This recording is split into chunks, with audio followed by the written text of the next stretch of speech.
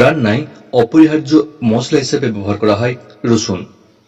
যে কোনো আমিষ খাবারে রসুন ব্যবহার হয়।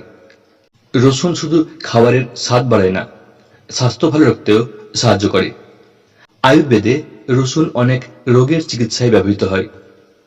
রসুন অনেক ধরনের পুষ্টিতে ভরপুর।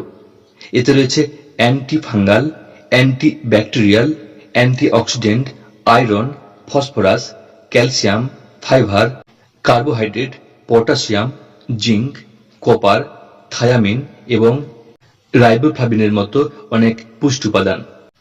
চিকিৎসকরা ভাতের পাতে 1 কোয়া কাঁচা রসুন খাওয়ার পরামর্শ দিয়ে থাকেন। কাঁচা রসুন খাওয়ার একাধিক উপকারিতা রয়েছে। কাঁচা রসুন খেলে লিভার ও মূত্রাশয়ের কার্যকারিতা বৃদ্ধি পায়, হজম শক্তি ও ক্ষুধা ঠিক রাখে। রসুন মানসিক চাপ নিয়ন্ত্রণে এবং পাকস্থলীতে অ্যাসিড গঠন প্রতিরোধে কাজ করে। কাঁচা রসুন খেলে রোগ প্রতিরোধ ক্ষমতা বাড়ে, যে কারণে শরীরকে অনেক ধরনের রোগ থেকে রক্ষা করা যায়। প্রতিদিন সকালে কাঁচা রসুন খেলে উচ্চ রক্তচাপ নিয়ন্ত্রণে রাখা যায়। রসুনের নির্যাস উচ্চ রক্তচাপ কমাতে সহায়ক। রসুন খেলে রক্তচাপের লক্ষণ কমে যায়।